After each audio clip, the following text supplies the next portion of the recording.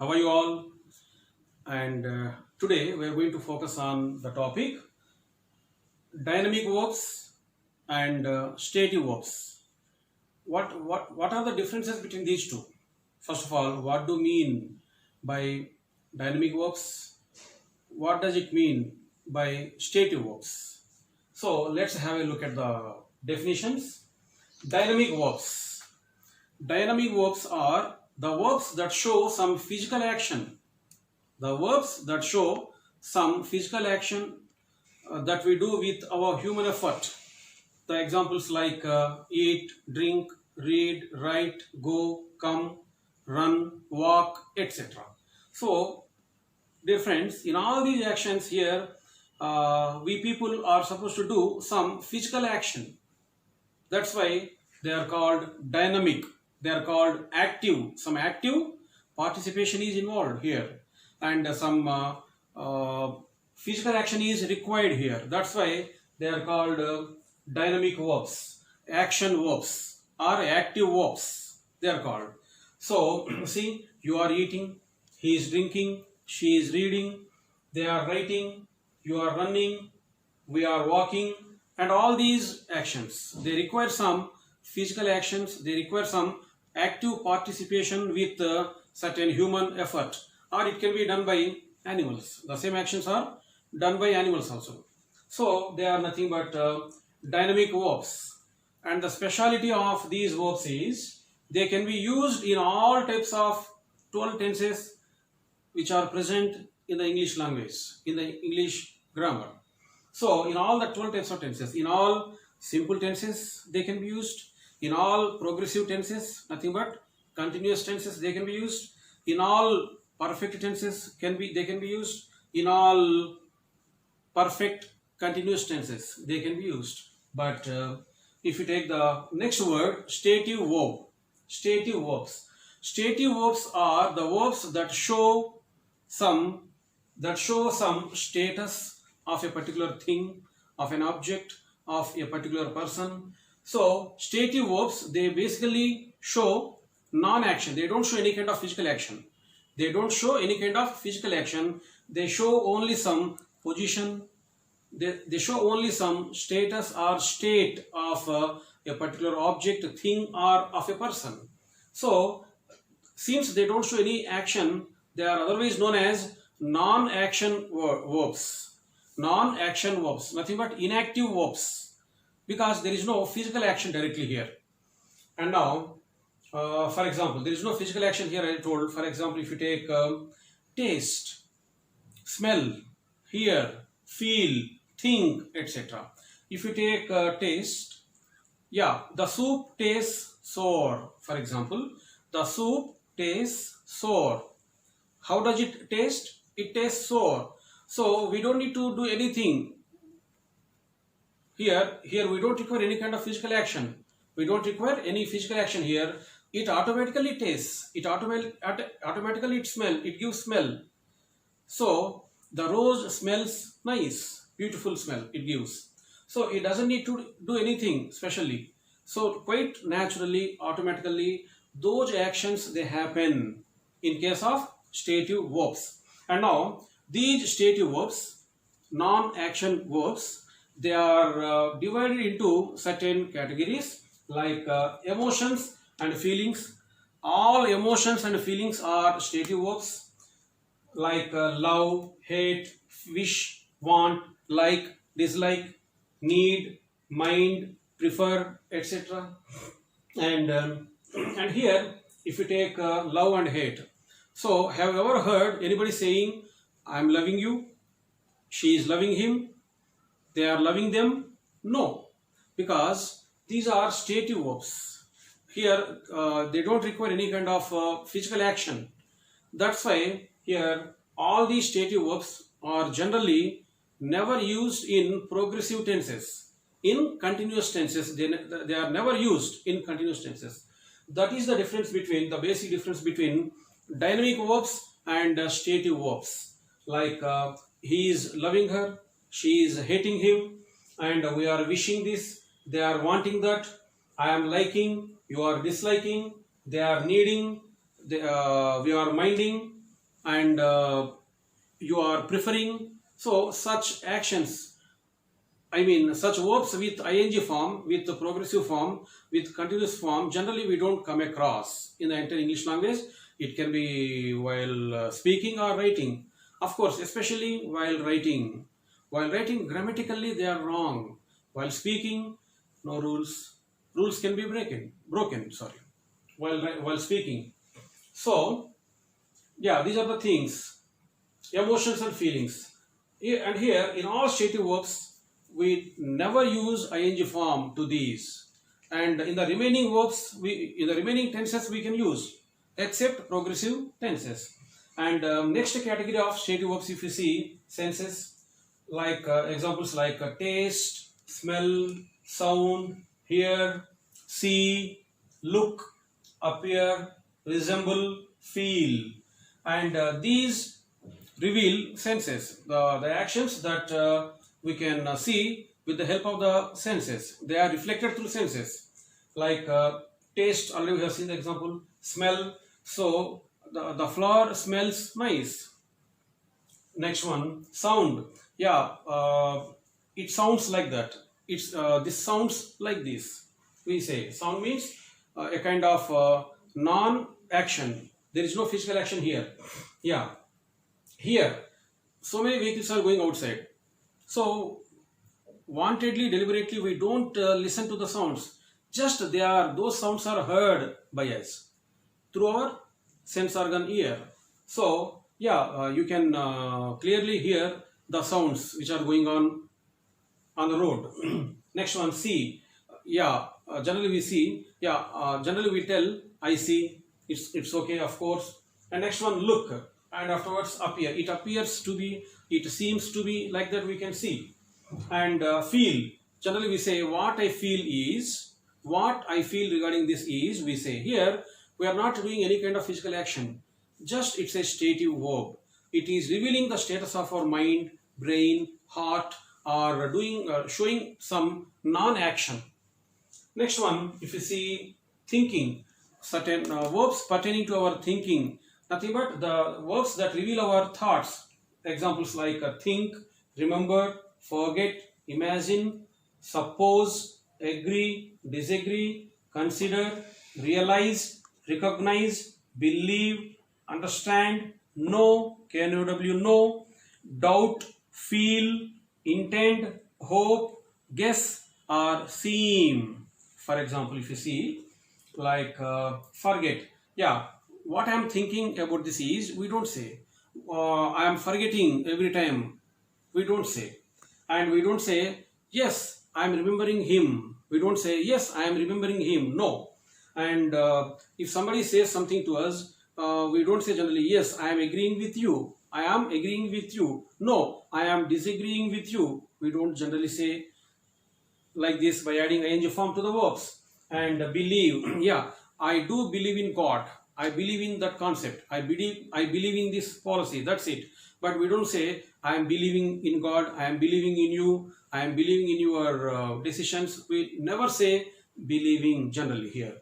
And same is the case with the remaining, I am knowing you, I am doubting about it, and I am feeling something about it.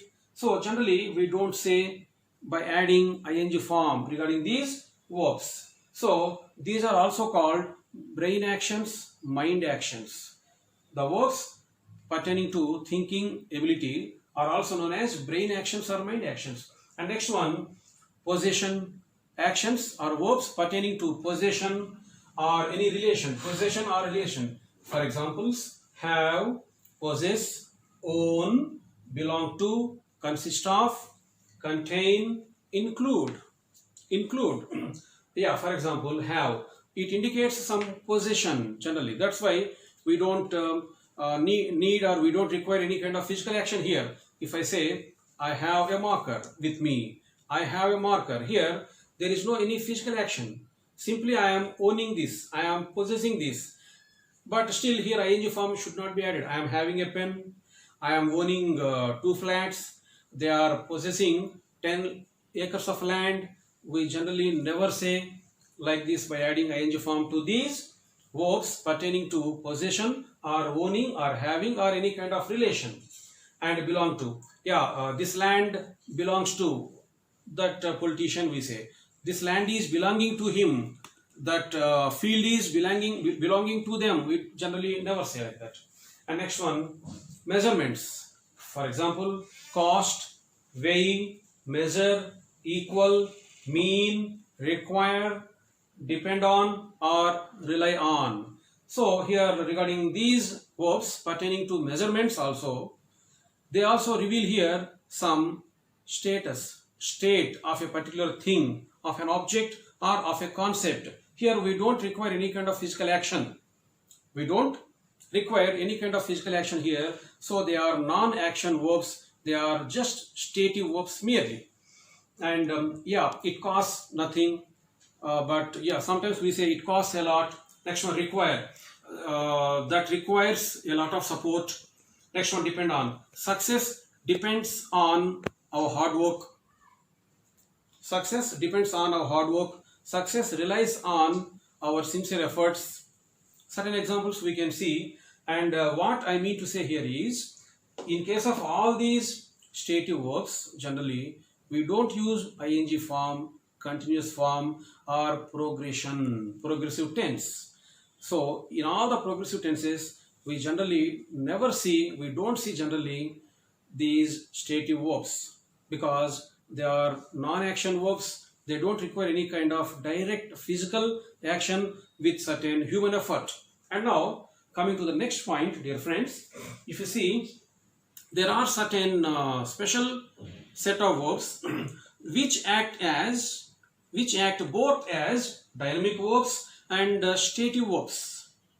Certain special set of verbs that act both as dynamic as well as stative verbs. And let's see a few examples here. See, the examples are taste, smell, feel, think, and so on. One by one, if you see, taste. In the example, when we say the soup tastes sour, the dish tastes nice. In these examples here, the verb taste acts as a stative verb, a non-action verb, because there is no action here, there is no physical action here, that's why it's a stative verb. But the same verb can be used as a dynamic verb, like my friend is tasting the soup, my friend is tasting the dish, the curry, the food item, the sweet dish, something like that. So when a human being wantedly, deliberately, intendingly, if he is doing that action, definitely there is some dynamic force, there is some physical action that involves in these. So here, in such a case, in such an example, like my cousin is tasting the soup, my friend is smelling the flour.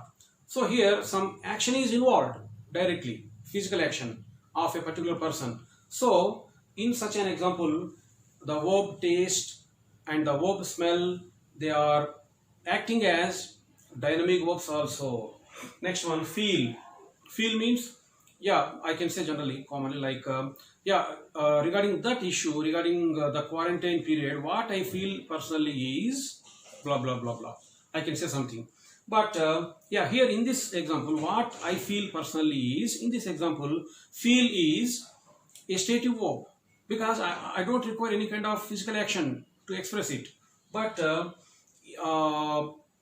regarding stative verb, if you use as a stative verb, you need to say, yesterday he attended the meeting and he was insulted in that meeting and he felt very bad of it. He felt very bad. He was all feeling very bad throughout the duration of the meeting. So here some physical action is involved. That's why here feel is, in this particular example, feel is acting as a dynamic verb, because some physical action is involved here. Same is the case with the remaining have. If I say, just like in the previous example I quoted, I have a pen, I have a marker. Here it's in this example, have is a stative verb. Since there is no action, it's a non-action verb. I have a marker. Here, stative verb. If I say, I'm having my lunch, you are having your supper. It means you are doing something wantedly, deliberately. You are eating, you are drinking, you are doing some action. You are having your lunch. They are having their supper. Here, the verb have acts as a dynamic verb since there is some physical action directly. Same is the case with look. Same is the case with look. For example, she looks pretty. She looks pretty. Here, I'm not doing anything for her and she's not doing anything to be looked pretty. Generally, quite naturally, normally she looks pretty. She looks beautiful. So here there is no physical action in the word look or looks. She looks beautiful. Looks here is a stative verb, but the same verb, if you say, if you take you can say yeah, she is looking at him angrily. She looked at him angrily. She looked at him angrily. Here, deliberately, wantedly, she looked at him angrily out of some reason. Some physical action is involved here directly. So, in this example, she looked at him angrily yesterday. So here, the verb look or looked acts as a dynamic verb since there is some physical action involved. Yeah, so we can say there are some special set of verbs which can act both as dynamic verbs as well as stative verbs. And next point here is linking verbs. Very often some English teachers and English learners, they generally do get confused with this particular concept of linking verbs. Nothing but copular verbs. Copular, nothing but couple, nothing but clubbing or combining or uniting. Linking, clubbing, uniting, copulating, all the words are same. So if you see the examples of linking verbs are copular verbs. If you see, have a look at the examples. It smells nice. Here it subject, right? And nice is subject complement or adjective, you can say. Subject complement or adjective, you can say. It smells nice, and smells is verb. What kind of a verb is it? Is it a stative verb or dynamic verb here? Basically, it's a stative verb. It smells nice. Here there is no physical action. Naturally, it is giving some smell, and the smell is nice. There is no special physical action here. So, it smells nice. Here, smells is a stative verb, a non-action verb. And now our point is whether it is a linking verb or not, whether it is a copular verb or not. What does it mean? How to trace out? How can we identify whether it is a linking verb or not? Simple. So, you better try to equate subject and the subject complement. For example, subject is it here and subject complement is nice here. So, it is equal to nice. If you try to equate, it is equal to nice. In this example, it is the subject, nice is the subject complement or adjective, you can say. When you try to equate both of them, when you try to make them both equal, it should give some reasonable sense. It should be sensible. It should be understandable. It should be meaningful. Yeah, is it giving any meaning here or not?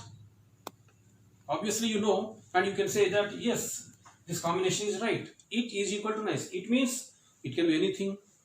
So it is, yeah, it smells nice. It means something. The flower smells nice. The flower is equal to nice. They both are getting equated. They both are giving some meaning, beautiful meaning here. That's why we can say this verb smells is a linking verb here. It means it is showing some link between the subject and the subject complement or the adjective. That's why here in this example, the stative verb smells it is also becoming a linking verb or a copular verb. Second example, she looks pretty or beautiful. She looks beautiful or pretty. She subject and pretty is subject complement or adjective. And here also the verb looks, the stative verb looks is becoming a linking verb because it is showing some link between the subject as well as the subject complement. She beautiful. She is equal to beautiful. Yeah, they both are matchable. They both are getting equated. They both are giving some sensible, reasonable meaning. That's why the verb, stative verb looks is doing, or it is functioning as the linking verb or the copular verb. Third example, if you take he appears good. He is the subject. Good is the subject complement or adjective, you can say. And he is equal to good here. The concept is he is equal to good. Yes, it is meaningful. He is equal to good. When you try to equate both the subject and the subject complement, they both together are giving some reasonable, sensible meaning. So it means the verb, the stative verb appears is acting here as a linking verb. It's a linking verb here because subject and subject complement, they both are getting equated nicely, easily by giving some beautiful meaning. Yeah, this is about linking verbs or copular verbs, where this is the area where very often people they get confused. And the last point for today is, my dear friends, that is yeah, sometimes, yeah, all linking verbs are not stative verbs. All stative verbs are not linking verbs. Sometimes, yeah, depending on the situation or the context, they behave, they act, they function as such. For example, see the last point here is the soup tastes good. The same example we can take here. The soup tastes good, and here the soup subject, good subject complement or adjective. They both are getting linked with the soup is equal to good. Yeah, so taste is a stative verb as well as a linking verb here. It's a stative verb and linking verb, both stative and linking verb. Linking, why? Subject and subject complement, they both are getting equated and giving some meaning, perfect meaning. That's why linking. And stative, why? There is no direct action is involved here. There is direct action is not involved here. That's why it's a stative verb. Second example, she knows Hindi. She knows Hindi. She is the subject. Hindi is the subject complement, or what you call object. Nothing but adjective. Sorry, not object, adjective. She knows what? She knows Hindi. So subject and adjective, they both are not equated here. Yeah, you try to equate both the subject and the adjective. She is equal to Hindi. Is it possible? She becomes equal to Hindi, a subject? No, it can never be true. So she is not equal. She is not equal to subject Hindi. They both are different. It means here the verb knows is not at all a linking verb. It's not a linking verb because this verb is not equating the subject and the subject complement. So it's not a linking verb. It's not a copulating verb, copular verb. And whether it is a stative verb or not, yes, of course, it's a stative verb. She knows Hindi. She doesn't need to do anything specially to know Hindi. Already she knows. She knows Hindi. Already she has done some practice in the previous tenure, and she knows Hindi, that's why. So there is no physical action directly involved here. So it's a stative verb, but not a link verb. But not a linking verb or a copular verb. In the first example, yeah, the verb taste, it is both a stative verb as well as a linking verb. And in the second example, it is just a stative verb but not a linking verb. And let's focus on the last example, third example, that is he is growing taller. He is the subject, and taller is the subject complement, or nothing but adjective, you can say. Subject complement adjective. Yeah, when you try to equate both of them, subject and the subject complement, he is equal to taller. Yeah, does this combination, does this equation give any meaning? Yes, of course, he is equal to taller.